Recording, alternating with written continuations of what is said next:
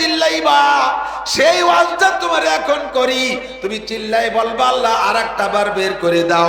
70 লক্ষ বছর পরে আল্লাহ পাক জবাব দিয়ে বলবেন ইকসাউ ফিহা, অপমানের সাথে অপদস্থি হয়ে পড়ে থাক, অপমান অপদস্থ হয়ে পড়ে থাক, ওয়ালা তুকাল্লিমুন, আমার সাথে কথা হবে না,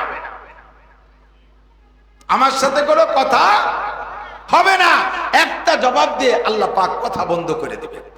আবার 70 লক্ষ বছর চিল্লাইবেন, আবার 70 লক্ষ বছর পর বলবে ইকসাউ ফিহা ওয়ালা তুকাল্লিমুন আলাম ইয়াতিকুম নাযীর, তুমি আমারে এখন আওয়াজ করতেছো, বুঝাইতেছো।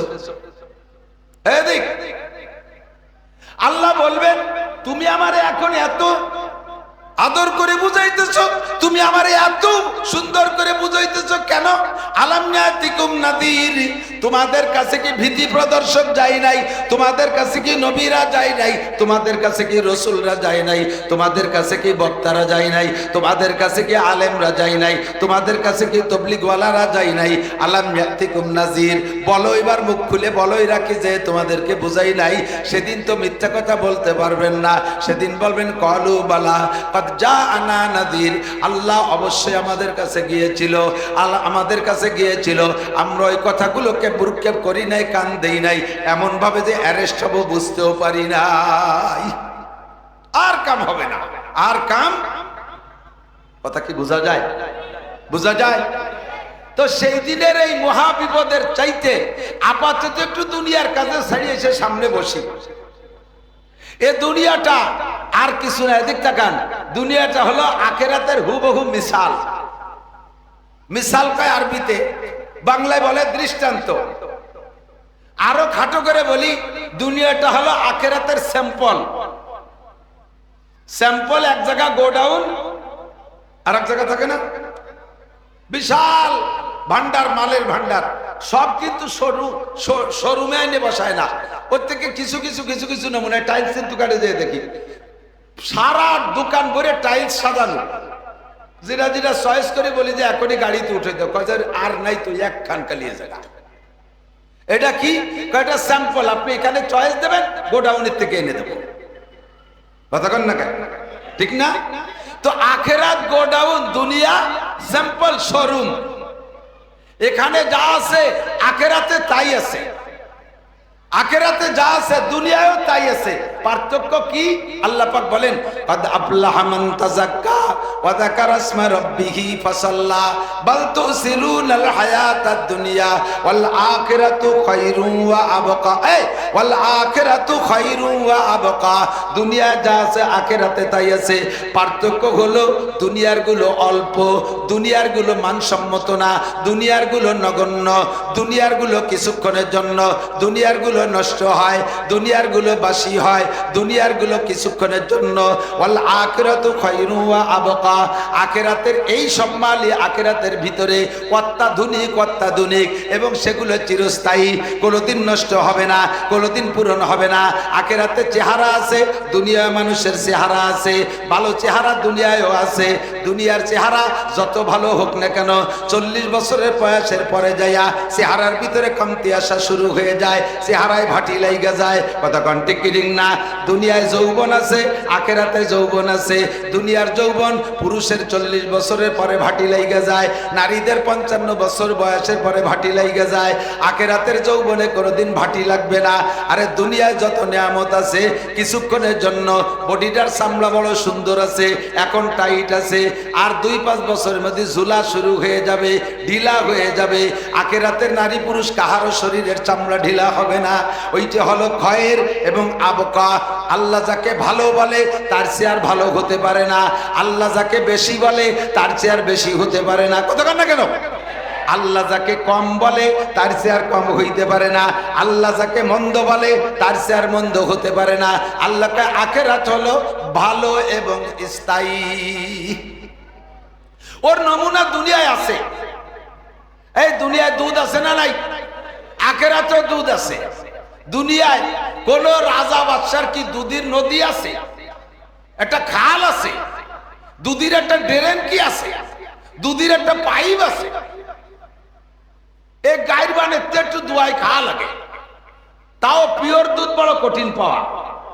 ঢাকা শহরে পান কিনা জানি না, গ্রাম অঞ্চলের বাজারে দুধের মধ্যে চিংড়ি মাছ পাওয়া যায়। সুবহানাল্লাহ।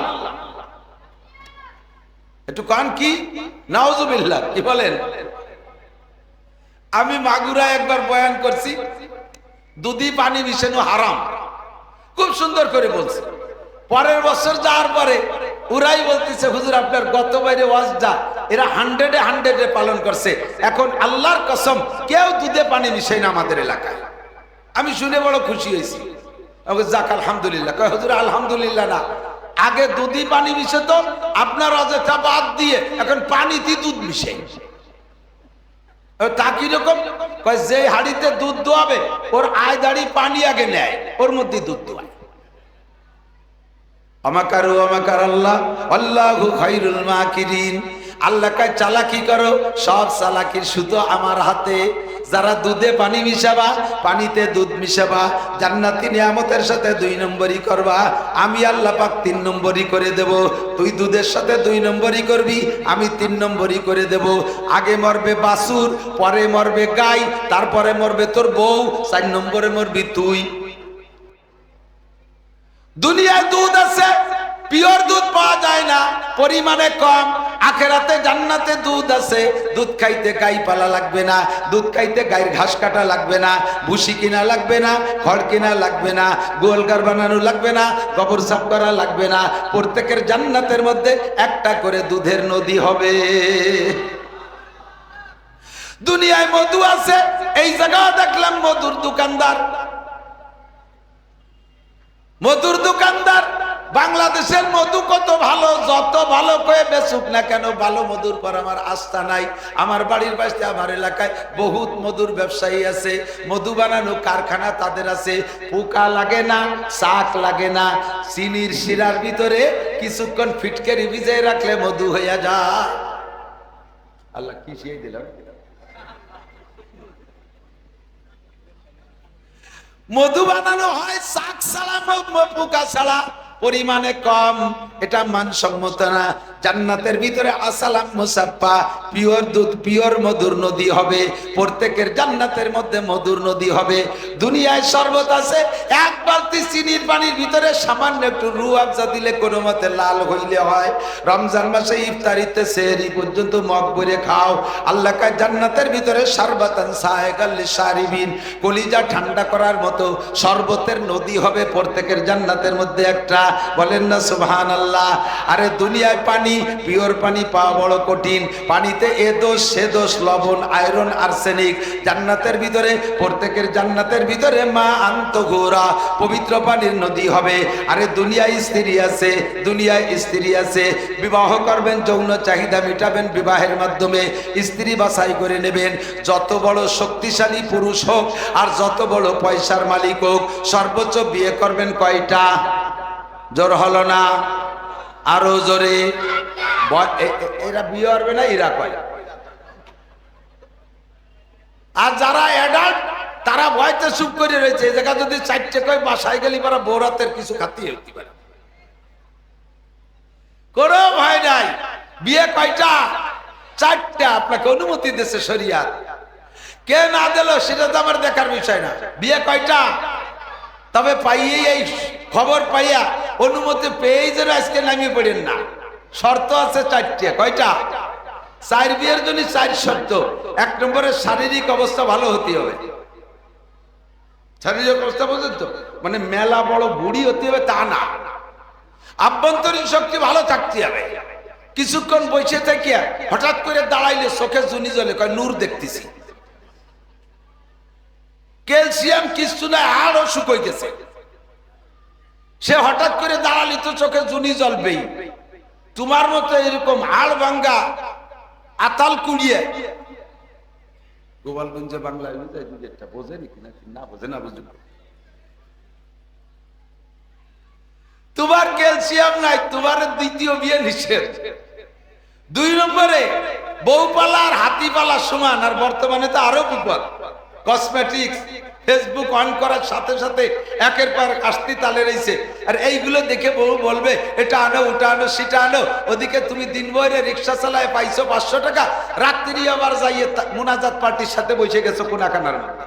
তাস তাস তাস মুনাজাতে তাসে এমন ভাবে সাজায় ধরে মনে হয় যেন আল্লাহর সাথে মুনাজাত করতেছে। এক দুইবার খেলার পরেই 500 টাকা হারিয়ে গেছে, সকালবেলা গামছা পরায় ছাড়িয়ে দিয়েছে লুঙ্গি খুলিয়ে। বাসায় যাওয়ার পরে চাউল নাই, ডাউল নাই, ঘরে তেল নাই, রসুন নাই, পেঁয়াজ নাই, মরিচ নাই, বউরা ধরে টাইম এক করে যা যা করা সব করে ছেড়ে দেবে। কাজেই তোমার 2 বিয়ে না, একটা বইয়ে খুশি থাও। 3 নম্বর, একাধিক বিয়ে করলে ইনসাফি মিজাজ থাকতে হবে। 2টা স্ত্রীর ভিতরে বৈষম্য করতে পারবে না। বর্তমান বাংলাদেশ তো বৈষম্য বিরোধী আন্দোলন, এই বৈষম্য সব জায়গা দূর করতে হবে। 2টা বোর ভিতরে একটা ইয়াং শেডের কাছে রাখবা, আর বুড়িডারে বাসবাগানে ছোট্ট একখান সামলা বান্ধে সেই জায়গা রেখে দিবা। কিয়ামতের ময়দানে উঠবা। বিশ্বনবী বলেন, যা ইয়াউমাল কিয়ামত শিকু সাকিতুন, যে ব্যক্তি 2 স্ত্রীর ভিতরে বৈষম্য করবে, হাসরের মাঠে ওই লোকটা প্যারালাইসিস হয়, সাইড পড়া রোগীর মতো বেকা হয়ে উঠবে। কাজেই ইনসাফি মিজাজ 3 নম্বর। 4 নম্বর হতে হবে প্রশাসনিক ক্যাপাসিটি ভালো। প্রশাসনিক ক্যাপাসিটি ভালো, কারণ 2টা বউ ঘরে থাকলে মারামারি কিছু না কিছু ইনশাআল্লাহ হবেই। 2 জন পুরুষ বনিয়ে থাকতে পারে, 2টা মহিলা বনিয়ে থাকতে পারে না। কথা বলেন না কেন? 2টা মহিলা মিলে থাকতে পারে না, 2টা পুরুষ 10টা পুরুষ মিলে থাকতে পারে, 2টা মহিলা মিলে। আর তা যদি হয় সতীন, গ্যাঞ্জাম হবেই। এখন 2 বউতি মারামারি লেগে গেছে, আর তোমার প্রশাসনিক ক্যাপাসিটি এত ভালো, তুমি ব্যাটিং নিয়ে ভয়তে কাকড়ায় চলে গেছো। হবে না? আল্লাহ, এই সাউন্ড বলে কম হয়ে গেছে। হ্যাঁ ঠিক আছে, বেশি বেশি হয়েছে, ও বেশি হয়ে গেছে। তোমরা একজন ওই দিক দিয়ে একটু শুনিয়ে আসো কিরকম লাগবে। আল্লাহ তো দোস্ত, সব যোগ্যতাও যদি থাকে তাহলে স্ত্রী কয়টা? জোর হলো না কয়টা? 4টে। জান্নাতে যাবেন, এই স্যাম্পল বলছি, জান্নাতে যাবেন প্রথম যেদিন বেহেশতে ঢুকবেন, এক একজন পুরুষকে আল্লাহ তাআলা 72টা করে স্ত্রী দান করবে। ভয় পাইছেন নাকি? যে আমাদের বাড়ির কাছে, বাসার কাছে একজনের 2 বউ, 2 বোর জ্বালায়ও বাড়ি টিকতে পারে না, বাসায় থাকতে পারে না। 72টা বউ বাড়ি থাকলি বাড়ি থাকবে, বেহেশতেই তার কায়দা নেই, দোজখে চলে যেতে হবে। টেনশন করা লাগবে না। ওই 72 জন স্ত্রী আপনাকে গান গেয়ে গেয়ে, ড্যান্স করে করে আনন্দ দিবে। আরবিতে গান গাবে, নাহনুল খালিদাতু ফালা নাবিদু, নাহনুল নাইমাতু ফালা নাবআসু, নাহনুর রাজিয়াতু ফালা নাসকাতু, তুবা লিমান কানা লানা ওয়া কুন্না লাহু। আমরা আপনার পর খুশি, আপনি আমাদের পর খুশি। আমরাও চির সুন্দরী চিরকুমারী, আপনিও চিরকুমার হয়ে থাকবেন। আপনার কাছে কোনো আলতাসনও চাই না, আপনার কাছে শাড়ি চুড়ি চাই না, আপনার কাছে 3 পিস 4 পিস চাই না, আপনার কাছে গাড়ি ঘোড়া চাই না, আপনার কাছে দালান কোঠা চাই না। আপনি আমাদের ভালোবাসেন, আমরা আপনাকে ভালোবাসবো। আমাদের সতীনদের মধ্যে কোনো গ্যাঞ্জাম নাই। আপনার লাগলে আরো বিয়ে করেন, ওই স্ত্রীরাই আপনারে পরামর্শ দিবে। জান্নাতের ভিতরে একটা বাজার হবে, বাজারটার নাম বউ বাজার। কি বাজার? ওই কারণ বাজারের দ্বারা বউ বাজার, ও বাজার না। ও জুরাইডো বলে বউ বাজার, এ বউ বাজার। জান্নাতের বউ বাজারে যাইবেন, এক একজন পুরুষে প্রত্যেক মাসে 1000 করে নতুন বউ নিয়ে আসবেন। বলেন না সব ভয় পাইছে রে, সুবহানাল্লাহ কয় না। ইনকাম সোর্স কম দুনিয়ায়, ও জায়গা আপনার ইনকাম করা লাগবে না। ওয়ালাকুম ফিহা মা তাশতাহি আনফুসুকুম ওয়ালাকুম ফিহা মা তাদাউন। বলতে গেলে আমি সারা রাত বললেও শেষ হবে না। এটা এতটুকু বলতে চাইছি, দুনিয়া হলো আখিরাতের স্যাম্পল, দুনিয়া আখিরাতের মিসাল, দুনিয়া আখিরাতের দৃষ্টান্ত। এই দৃষ্টান্ত সামনে নিয়ে কথা বললে বুঝতে সুবিধা হয়। আমাদের শরীর ফিকহের ভাষায় কিতাব, মশালার কিতাব যখন পড়ি আর পড়াই, তখন ওর ভিতরে একটা মশালা বলে ওর একটা দৃষ্টান্ত দেয়া লাগে। একে আরবিতে বলে সূরতে মাসআলা। উলামায়ে কিরাম জানে সূরতে মাসআলা, একটা দৃষ্টান্ত। তো আমি কয়েকটা মশালা বলবো, এর দৃষ্টান্ত স্বরূপ 2-1টা কথা। এদিক খেয়াল করেন। যদি খেয়াল করতেছেন খেয়াল করতেছেন, মাঝে মাঝে মিলাদ পড়েন না? মিলাদে যান না? মসজিদে দোয়ার অনুষ্ঠান হয় না? মিলাদ, কেউ মিলাদ নাম করে দাওয়াত দেয়, কেউ দোয়ার অনুষ্ঠান করে দাওয়াত দেয়। যখনই দাওয়াত দেয় তখন মসজিদের মুসল্লিরা উকি মারিয়ে দেখে যে সামনে কিছু আছে নাকি। যদি ভালো ভালো প্যাকেট থাকে তাহলে আর নড়ে চড়ে না, বসে পড়ে। আর যদি দেখে তেমন কিছু নাই, আস্তে আস্তে চলে যায়। সুন্নত নামাজ বাড়ি যে ভোড়া সুন্নাত, কতক্ষণ ঠিক না? মিলাদের পরে যদি তবারক থাকে তাহলে মিলাদে বসে ভালো। আমরা হুজুররা বলে দিছি মিলাদের পরে মিলাদ পড়ানোওয়ালা হুজুরের টাকা দেওয়া জায়েজ নাই। ঢাকা শহরের হুজুরদের ইনকাম তো এই জায়গায়। এ যদি কয়ে যায় তাহলে সব হুজুর আমার বিপক্ষে খেপে যাবে, বিশেষ করে মসজিদের ইমাম সাহেব।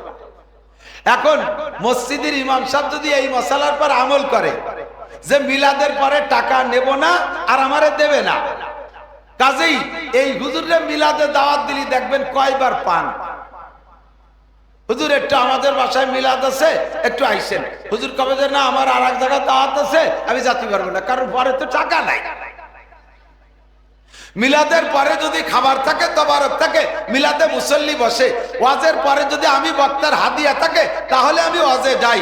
মিলাদের হুজুর যদি মিলাদের পরে টাকা পায় তাহলে সে জায়গায় যায়। ও দোস্ত, সেম কোয়ালিটি আল্লাহ পাক এইটাকে বিবেচনা করে প্রত্যেকটা ইবাদতের বিনিময়, প্রত্যেকটা ইবাদতের বিনিময় আল্লাহ তাআলা শুধু আখিরাত না, সব ইবাদতের বিনিময় আল্লাহ তাআলা দুনিয়ায় তবারক স্বরূপ দুনিয়াও কিছু রেখেছে। বুঝেন নাই কথা? আর একটু বলি আমার দিক থেকে। এখন ইদানিং কালে রাত 12টা 1টা 2টায় যদি কেউ ঘুমান, বুঝতেছেন কথা? বুঝতেছেন? রাত 12টা 1টা 2টার দিক যদি কেউ ঘুমান তাহলে ওই লোকটা জাস্ট টাইমে ফজরে উঠা বড় কঠিন, ঠিক কিনা? ফজরে উঠা বড় কঠিন। বেশি রাত্রে ঘুমাই চটবো কি করে? উঠতে উঠতে বেলা 8টা 9টা বাজে যায়। রমজান মাসে মুসলমান যারা রোজা রাখেন তারাবির নামাজ পড়ে যাইয়েই ঘুমান না, অনেক কিছু করে টরে তারাবির নামাজ পড়িয়ে যায় সোলা মুড়ি খান, তারাবির নামাজ পড়িয়ে যায় গল্প সল্প করেন, শুইতে শুইতে সে সময় রাত 12টা 1টা বাজে, আবার রাত 3টের সময় অনায়াসে উঠে যায়। বুঝেন নাই? এখন রাত 1টায় ঘুমাইলে 3টায় 4টায় উঠা যায় না, রমজান মাসে 1টায় ঘুমাইলে 3টায় উঠা যায়। কেন কন্ত? ও সময় শেষ রাত্রে উঠলে পেট ভরে খাবার পাওয়া যায়। এখন শেষ রাত্রে উঠলে তো কেউ এক গ্লাস পানিও দেয় না। আল্লাহ পাকে সবগুলো বিবেচনা করে প্রত্যেকটা ইবাদতের মূল পাওনা রেখেছেন আখিরাতে, আর প্রত্যেকটা ইবাদতের সাথে দুনিয়ায় কিছু তবারক রেখেছে। এজন্য আল্লাহ পাক বলেন মান কানা ইউরিদু হারসাল আখিরাহ, মান কানা ইউরিদু হারসাল আখিরাহ, আমার দিক, মান কানা ইউরিদু হারসাল আখিরাহ, যে ব্যক্তি আখিরাতের ক্ষেত চাষ করে। কোন ক্ষেত? আখিরাতের ক্ষেত। আখিরাতের ক্ষেত চাষ করে কি মানে? আখিরাতের উদ্দেশ্যে নামাজ পড়ে, আখিরাতের উদ্দেশ্যে রোজা রাখে, আখিরাতের উদ্দেশ্যে ফরজ আদায় করে, আখিরাতের উদ্দেশ্যে ওয়াজিব আদায় করে, আখিরাতের উদ্দেশ্যে তাহাজ্জুদ পড়ে, আখিরাতের আশায় হজ করে, আখিরাতের আশায় যাকাত দেয়, আখিরাতের আশায় উমরা করে, আখিরাতের আশায় তাবলীগ করে, আখিরাতের আশায় ফরজ আদায় করে, আখিরাতের আশায় দাড়ি রাখে, আখিরাতের আশায় সুন্নতের পর আমল করে। যেই ব্যক্তি আখিরাতের চাষ করে, আল্লাহ কায়মান কানা ইউরিদু হারসাল আখিরা নাজিদ লাহু ফি হারসিহি, সে চাষ করবে যতটুক ফসল দেব তার চেয়ে বেশি। তুমি চাষ করবা কম, তোমারে ফসল দেব বেশি। পরিশ্রম করবা কম, পারিশ্রমিক পাবা বেশি। ডিউটি করবা কম, বেতন পাবা বেশি। আমল করবা কম, নেকি পাবা বেশি। ইবাদত করবা কম, সওয়াব পাবা বেশি। বলেন না সুবহানাল্লাহ। মূলত আমি ইবাদত করব কি দুনিয়ার আশায় না আখিরাতের আশায়? একটু বলেন কোনে চাই? সব কিছু করবো আখিরাতের আশায়, ঠিক না? এর